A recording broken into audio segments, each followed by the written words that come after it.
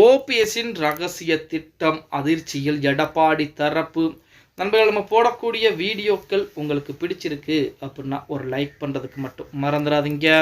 அதிமுகவிலே OPS ஒரு காலத்திலே முக்கியமான பொறுப்புகளில் இருந்தார். அதே போலத்தான் செங்கோட்டையன் அவர்கள் தற்போது அதிமுகவிலே உள்கட்சி பிரச்சனை என்பது தலைவிரித்து ஆடிக்கொண்டிருக்கிறது. சமீபத்தில் நேற்று தினம் கூட அதிமுகவுடைய மாவட்ட பொறுப்பாளர் பெயர்கள் விவரங்கள் என்பது வெளியிடப்பட்டது. அந்த பெயரிலே செங்கோட்டையன் பெயர் என்பது இல்லை. இதுவே மிகப்பெரிய ஒரு பிரச்சனை ஏற்படுத்தியிருக்கிறது. இப்படிப்பட்ட ஒரு சூழ்நிலையிலே நேற்று தினம் செய்தியாளர் சந்திப்பை ஏற்படுத்துகிறார் நமது ஓபிஎஸ். அந்த சந்திப்பின் போது ஒரு வார்த்தையை பயன்படுத்துகிறார். அதாவது அதிமுக மிக விரைவாகவே ஒன்றிணையும். அப்படி ஒன்றிணைந்தால் எங்களுடைய திட்டங்களை பூரா நாங்கள் செயல்படுத்துவோம். அதாவது இப்போ ஓபிஎஸ் திட்டங்கள் என்னவாக இருக்கிறது அப்படின்னா, பொதுச் செயலாளர் பதவிகள் எதுவும் இருக்கக்கூடாது.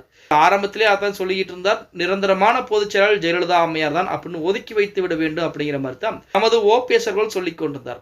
அப்போ ஓபிஎஸ் இருக்கக்கூடிய காலம் வரைக்கும் பொதுச் செயலாளர் பதவியிலே எடப்பாடி பழனிசாமி அமர முடியாது அப்படிங்கிறக்காண்டி தான் ஓபிஎஸ் கொஞ்சம் கொஞ்சமாக தனிமைப்படுத்தப்பட்டு அதிமுகவிலிருந்து வெளியேற்றப்பட்டார். இப்போ மறுபடியும் அதிமுகவிற்குள்ளே செங்கோட்டையனா எடப்பாடியா அப்படிங்கிற மிகப்பெரிய பிரச்சனை என்பது போய்கொண்டிருக்கிறது. இப்போ செங்கோட்டையன் அவர்களுக்கு இருக்கக்கூடிய அந்த எண்ணிக்கை அடிப்படையில் ஆதரவு அடிப்படையில் எடுத்துக்கிட்டீங்க அப்படின்னாலும், எடப்பாடி பழனிசாமி இருக்கக்கூடிய ஆதரவு எடுத்துக்கிட்டாலும் செங்கோட்டையனுக்கும் அதே போல எடப்பாடி பழனிசாமிக்கும் சரிசமமான அளவிலே தான் ஆதரவுகள் என்பது இருந்து கொண்டிருக்கிறது அப்படின்னு சொல்லலாம். இப்படிப்பட்ட ஒரு சூழலில் நேற்று தினம் செய்தியாளர் சந்திப்பிலே ஓபிஎஸ் அதிமுக ஒன்றிணைந்த பிறகு பொதுச் செயலாளர் பதவிகள் அனைத்தும் காலியாக்கப்பட்டு ஜெயலலிதா அம்மையாருக்கென தனிப்பட்ட முறையிலே ஒதுக்கி வைக்கப்படும். இது மட்டுமல்லாமல் அதிமுகவில் மீண்டும் ஒருங்கிணைப்பாளர் பதவிகள், துணை ஒருங்கிணைப்பாளர் பதவி உருவாக்கப்பட்டு அந்த ஒருங்கிணைப்பாளர் பதவிக்கு ஒரு தொண்டன் தான் வருவான். நாங்கள் யாருமே அந்த பதவியில் இருக்க போவது கிடையாது.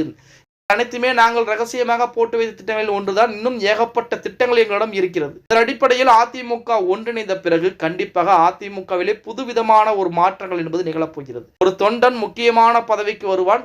கடைசி வரைக்கும் இறுதி வரைக்கும் பொதுச் செயலாளர் பதவிகள் என்பது ஜெயலலிதா அம்மையாருக்கு மட்டும்தான் ஒதுக்கப்படும் அப்படிங்கிற அறிவிப்பை கொடுத்திருக்கிறது. இதற்கு எடப்பாடி பழனிசாமி அவர்கள் பார்த்தீங்க அப்படின்னா எந்த ரியாக்ஷனும் கொடுக்காத நிலையில் அதிமுகவுடைய முன்னாள் அமைச்சர் நமது ஜெயக்குமார் அவர்கள் கூட ஓபிஎஸ் ஒரு கொசு அப்படிங்கிற மாதிரி விமர்சனம் செய்திருக்கிறார். மத்தியில் அதிமுக அதாவது மற்ற கட்சிகள் பூராமே தேர்தல் வேலைகளை ஆரம்பித்து விட்டது. அதிமுக உள்கட்சி வேலைகளை தற்போது ஆரம்பித்திருக்கிறது. இப்படியே போனால் 2026 சட்டமன்ற தேர்தலிலே அதிமுக வெற்றி பெறுமா அப்படிங்கிறது மிகப்பெரிய ஒரு கேள்விக்குறியாகத்தான் இருந்து கொண்டிருக்கிறது அப்படின்னு சொல்லலாம்.